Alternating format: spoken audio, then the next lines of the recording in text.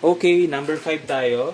Integral of the square root of 4 minus x squared over x squared. So, format natin guys, easy, is a squared minus x squared. So, sulat natin yung step A, kunin natin yung a squared, which is equal to 4. Raise natin into 1/2. So, a now is 2. X natin ngayon would be a sine theta.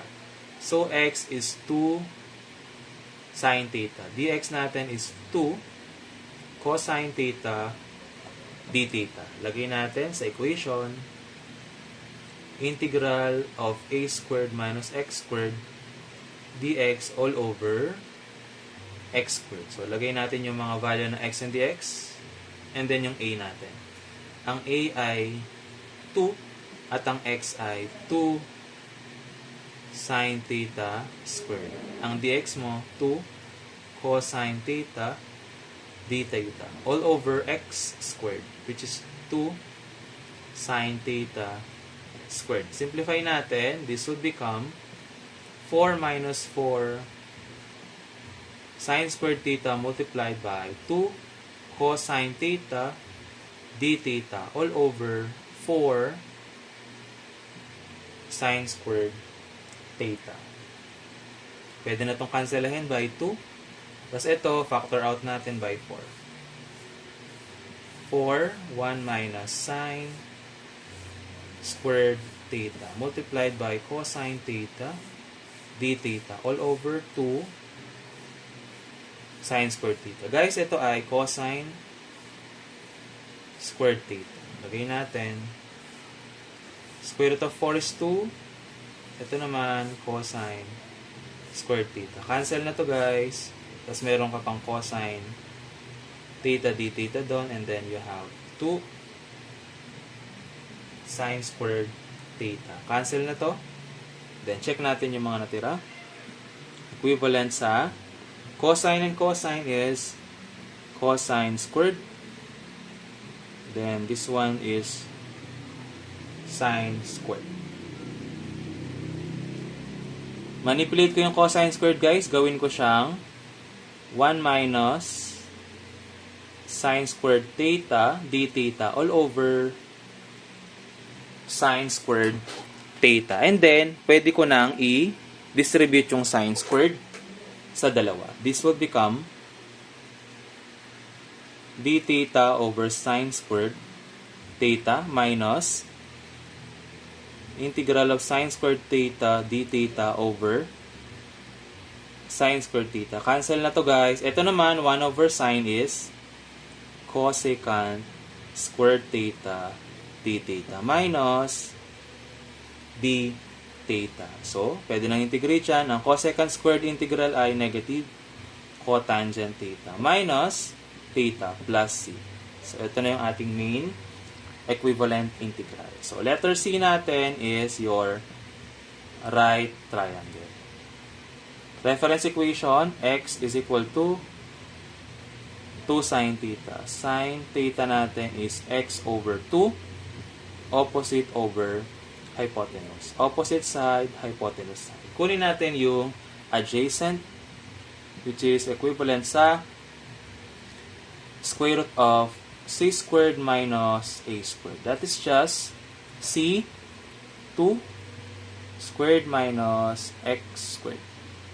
B natin ay 4 minus x squared. So, kunin natin ang D for our last step. Negative cotangent is a reciprocal of tangent. So, that is a negative of adjacent 4 minus x squared over opposite, which is x minus theta. Ang theta natin guys, manggagaling siya dito. So, this is arc sine of x over 2 plus c. So, ito na po yung final answer for number 5. So, last problem tayo. Problem number 6. Integral of dx over 9x squared plus 4. So, kunin natin yung format. Ang format natin ngayon guys ay integral of b squared x squared plus a squared. So, kunin natin yung dalawa, a and b, for letter A step. A squared is equal to 4. So, raise natin ng 1/2. A is equal to 2. Then, B squared natin is equal to 9. Still, raise sa 1/2 para makuha yung so value of B, which is 3. Then, ang equivalent natin sa X is A over B tangent theta. So, A, 2, B, 3. Then, dx natin is 2 over 3 secant squared theta d theta. So, lagay na natin sa equation for B step. Dx over square root of B squared x squared plus A squared. That is equivalent to dx na 2 over 3 secant squared theta d theta. All over square root of B na 3. Ang B natin ay 3. And then, ang ating X ay 2 over 3 tangent theta squared. Then, plus A squared, which is 2 squared. So, simplify natin. 2 over 3 secant squared theta d theta all over square root of 9. 3 squared is 9. And then 2 squared squared squared. 4 over 9 tangent squared theta plus 4. Cancel by 4, by 9. And then factor out by 4. So, lilitaw dyan, integral of 2 over 3 secant squared theta d theta all over square root of 4, 1, or tangent squared theta plus 1. At ito naman ay secant squared theta. So, lagay natin 2 over 3 secant squared theta d theta all over square root of 4 is 2. Then that is square root of secant squared theta. So, cancel to guys. And then, cancel din tong 2. Same numerator. Magkakaroon ka na lang ng 1/3 doon. 1/3 integral of secant squared theta dt. All over, yung natira dyan, secant theta. Cancel by 1. This is 1/3 integral of secant theta d theta. Ang secant theta guys would be equal to 1/3 of ln secant theta plus tangent theta plus c. So, ito na yung ating main equation. For letter C step is a right triangle. Focus on x.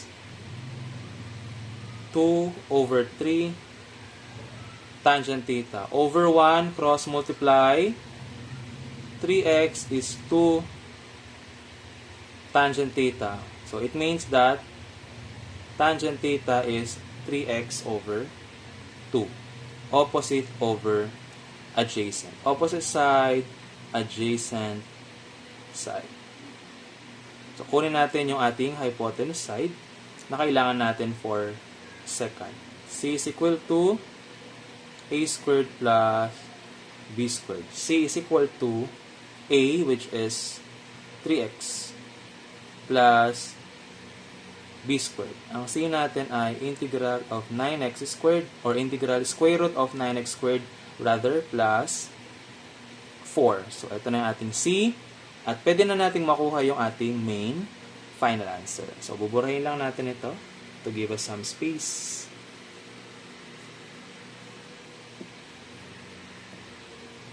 So, 1/3 of ln of secant, hypotenuse over adjacent. Hypotenuse nakuha natin guys, 9x squared plus 4 over adjacent side, 2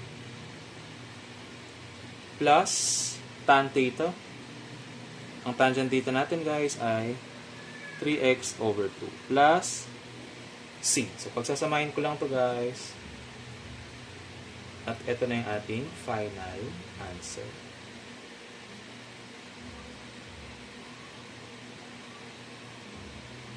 So, ito na siya.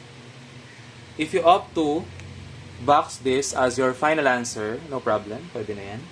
Since wala naman, makakancel. So, this will be your problem number 6.